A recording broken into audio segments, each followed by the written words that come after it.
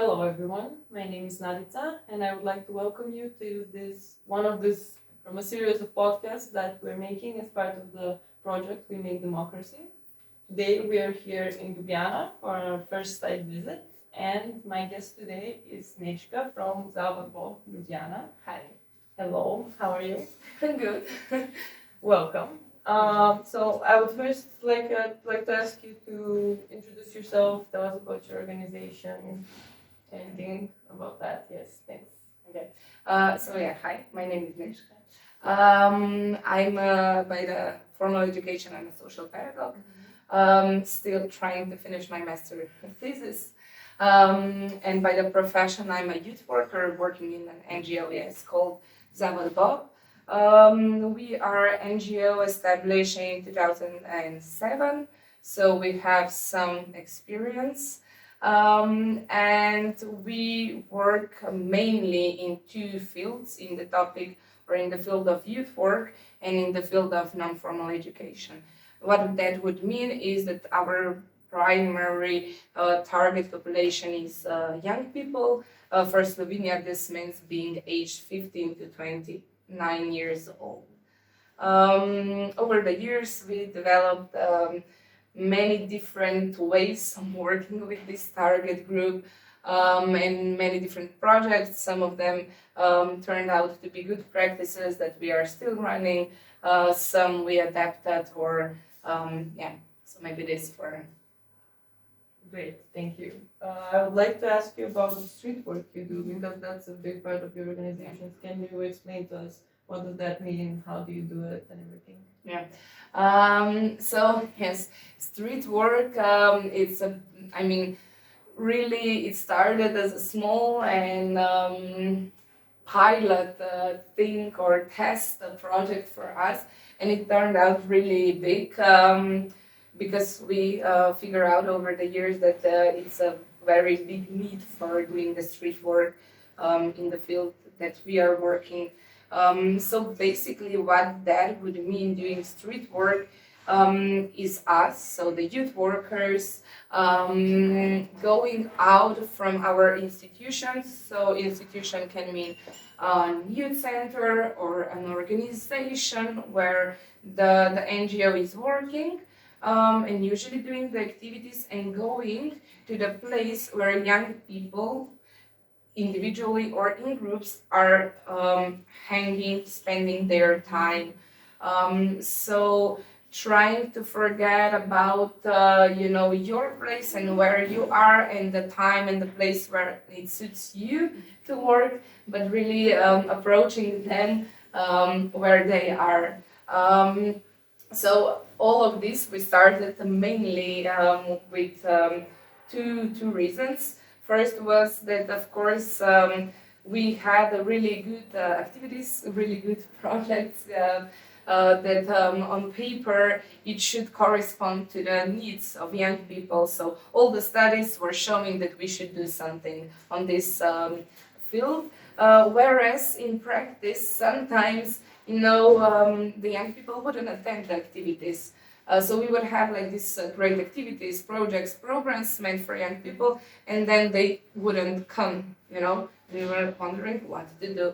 The other reason, or the influence, how we started with the street work, was that in the municipality of Ljubljana, there were a spot near to the city center in, I would say, kind of pricey neighborhood, where on Friday evening especially, larger groups of young people, or more groups of young people, would gather to hang, to spend their free time, to just have fun.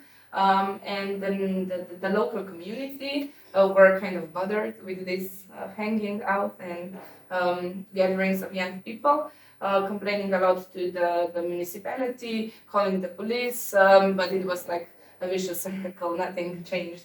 So the municipality called us, asked us what do we see, what do we want to do we see some kind of a solution? And I was actually back then still, in high school or starting the study, and one of the people that sometimes would gather in this public space. And I knew from my personal point of view that I didn't knew that we were a problem. or anybody would be bothered with it. I mean, why? So we said maybe it would be a good idea that us, the youth workers, the NGOs, would go there and try to talk with this group of young people and to see their perspective, try to also let them know or pass the message that some people are bothered and that inform them why the police would come every Friday because they didn't know why, and so on. And the response was awesome. Over the year, like the complaints dropped. We achieved that the place wouldn't be closed because this was one of the initiatives that it would be closed with the fence and the guard there, and it would be like less public spaces where we see that this is not the way to do it. Based on this experience, we kind of figure out that doing street work is maybe an approach to build a bridge to young people.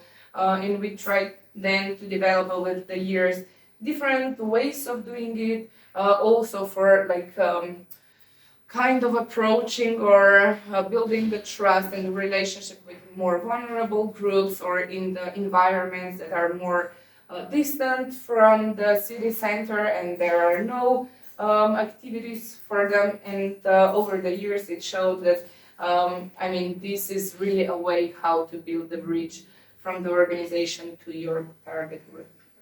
Yeah, that sounds great. You're really listening to the community and not just looking at it from the side, but actually taking part of it. And that is amazing. Why did you get into this work personally? Do you have some connection as to why you decided to work with youth? Why street work and everything? Life. I was kind of, I could go two ways. Being in the high school, one would be kind of more of the design way of my career, and one would be working with people. Then I went to youth exchange.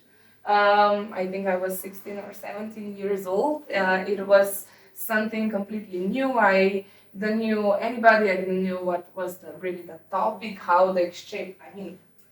First time I ever heard about the exchange. But the experience really had a big impact on me, content-wise, but as well the mentor, the Slovenian mentor, was awesome. And I really felt that I was understood by her, that I can talk and be open with her and be myself, and that I was accepted. And then I was in this dilemma what to study, and she said that she studied social pedagogy and that she's working as a youth worker. And I said, well, this is what I want to do in my life. Then I decided to go and study social pedagogics. And while studying, I was part of the NGO already. So having this way of putting the knowledge to the practice and building this bridge, building different experience, reflecting on the theory, and also kind of found out that this is the way how I can be creative as well, because I think working with young people, it's really creative work. You cannot get yourself into the routine because the lives are changing so much, the needs, the wishes, the potential. So you have to be creative. So it turned out great. Then. Yes. I'm glad. I want to ask you about this recognition that you got in 2015 by the Ministry for Education and Sport. How did that come to be, and how did that influence the organization further on? Yes, it was a really nice thing.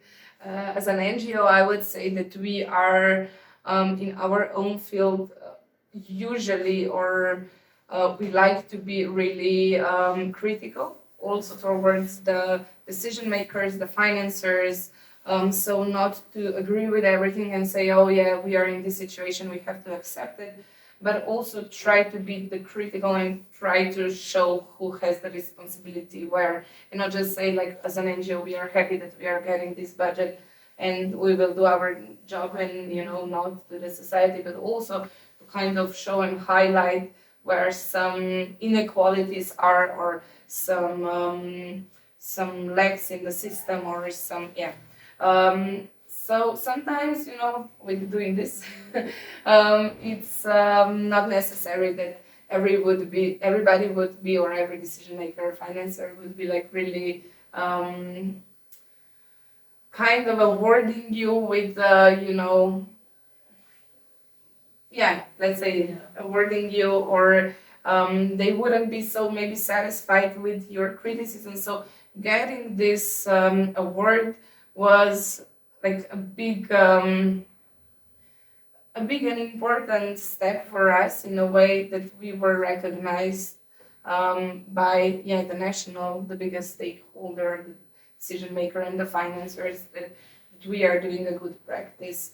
And then having this, it's then even easier maybe to be sometimes loud and critical, because you have such an award that you can lean on.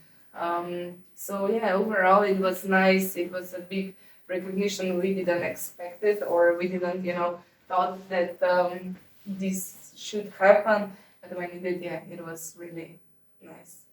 Great, that sounds great. I'm glad that you got a way to be more recognized, more appreciated, and I'm hoping that influences the work positively. I would like to ask about the more psychological side of the work. I'm guessing it's probably heavy to meet with youngsters and all kinds of people that are more misfortunate and have a lot of problems probably. How are you, does your organization have a way of supporting you in your work, so that you are yourself stable enough to be able to help others? So first thing, and yes, it's hard. I mean, especially in the Corona crisis, and society in general, the state that it is. Our job, I would say, it's kind of hard and not well recognized in general, not appreciated, awarded as it should be. But what for me it's a starting point, it's our organization and our team. I would say that we can do stuff that we are doing, and some of them are really crazy, because we are a really, really strong and connected team. We really believe and trust each other. And then even with some obstacles, that we are facing, we can overcome them. So I would say that our team, and that we are in the team all equal, so we don't have the hierarchy, the classical one, so that one would be in the position of making all the decisions, but once per week we sit down, we discuss everything, and we share the decisions, and so everybody can be a part of it, and everybody can have a voice in the decision-making process. So this is for me the starting point. But of course, following that, it's intervisions, supervision. Right now we don't have it. We are searching for a new supervisor, but otherwise we try to have the supervision as well. For youth sector and NGOs, sometimes it's hard, because usually it's not an eligible cost for the financing, or it's hard to put that as a part of the project. Then we have the mobile counselor, that it's a support for different youth centers in Ljubljana. We can call her in case of being of doubt, or not knowing how to continue with work, or with one participant. So and then it's going to different kind of trainings, education, not stopping, reflecting on your practice, trying to see what you did, why you did it, and how should it be done next time, discussing it again back with the colleagues. Yes, great. Thank you very much. Thank you for coming for this podcast, and thank you, dear audience, for watching. Continue to follow us for the other We Make Democracy podcasts, and see you then.